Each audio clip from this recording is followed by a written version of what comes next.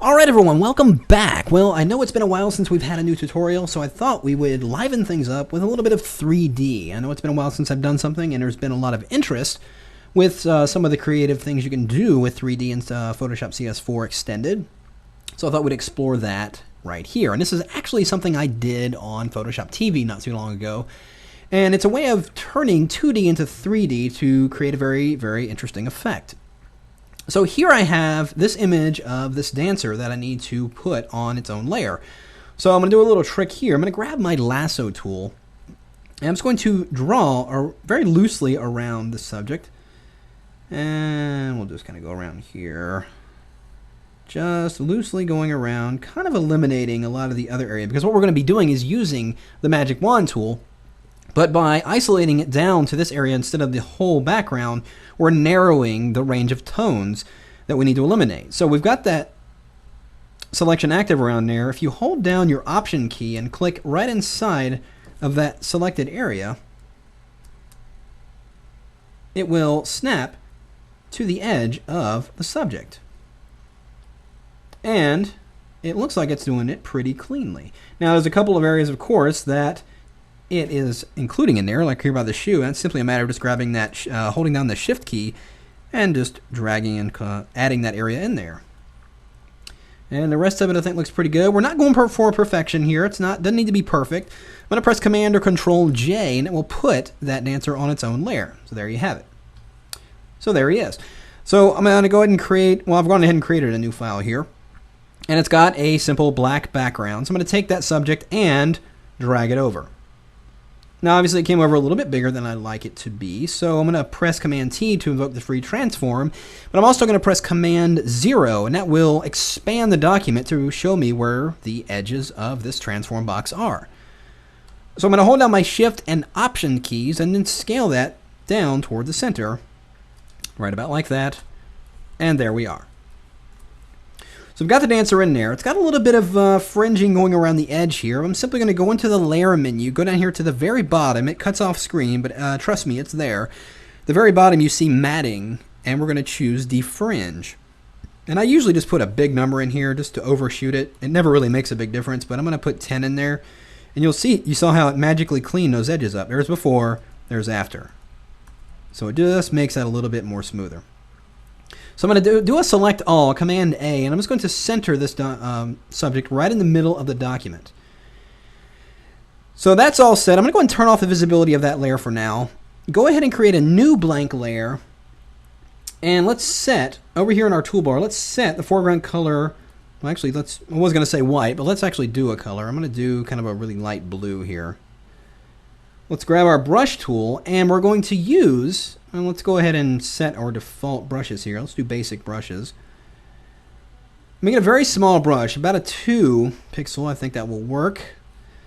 Open up my brush options, and we're going to activate shape dynamics. I do want to have the pen pressure setting on here, so it will respond to the pen pressure, so it kind of fades out the edges of it.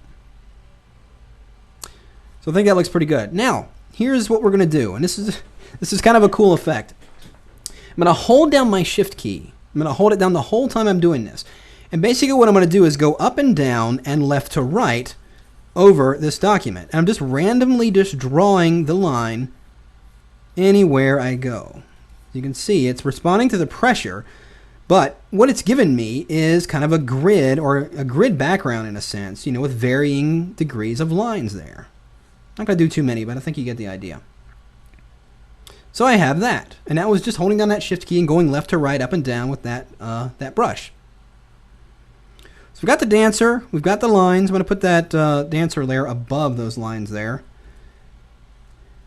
And let's select those lines and actually scale them a little bit. I'm going to press Command Control T to free transform, and let's bring that down just a little bit. Now I want to add one last element before we go into 3D, and we're going to add a text layer. And let's just add the word dance, and conveniently it's using the exact font I was going to use anyway, which is this Terminator font that I found on dafont.com. So we'll go ahead and center that in there. So we've got the 3 elements. There's the text layer, the dancer, and the lines in the background there. I'm going to move this down to about here. I'm actually make that a little bit smaller. And I want the text to actually be filled with white. So I'm going to press D on my keyboard and then hit X so it brings white to the foreground. I'm simply going to press Option Delete. So there we have it. Well, now what we're going to do is go to the 3D menu and turn each layer into a 3D postcard. So under 3D, new 3D postcard from layer. So it'll do it to the text layer. Select the dancer, again, 3D postcard. Go to the outlines, once again, 3D postcard. So now each one is a 3D layer. So if I am selected on that layer that contains the lines and rotate this around, you can see it gives me a very interesting effect. So that looks good.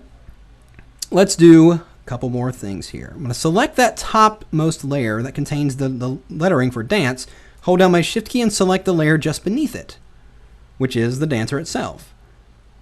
Then we're going to go into the 3D menu and go down here to Merge 3D Layers. Now, you can only merge 2 3D layers at a time. You can't select 3 or 4 or 5 and merge them all together. You have to do 2 at a time. So we'll merge these 2 together. Then we'll select the one beneath it and add it to it. Again, merge 3D layers. And now what we have is one 3D layer, but it still contains 3 individual 3D objects. So if I grab my 3D rotate tool and rotate this, look what we get. We've got, and it's spaced out. You can see it's by default set it at a certain space apart from each other, but it's given me a very, very cool effect there. How about that? Isn't that cool? So now I'm going to scale this down. I'm going to use my axis widget here and highlight over the cube in the middle, and that's the scale setting. And it's going to scale that down a little bit so we can see the whole thing rotating here. And I think that looks pretty cool. Now, one thing I can do is add a layer style to this. Let's do an outer glow. And we'll give it kind of a light blue. And we'll spread that out a little bit there. Set that to hard light. Let's spread it out a little bit more. But doesn't that look cool? That is so cool. We'll just grab a 3D and we can just rotate that around. Now, I can position this anywhere as part of a design I'm doing, but one thing you can also do is animate it. So let's do that real quick. So let's say I want to start position here. I'm going to go over here and under the window menu, open up my animation panel. And we're going to go and twirl down and reveal our properties, and you can see that we have 3D properties that we can animate. So we're going to animate the 3D object position.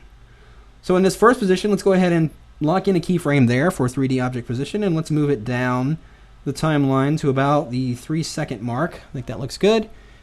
And up inside the file, let's just take our rotate and then rotate that around in 3D.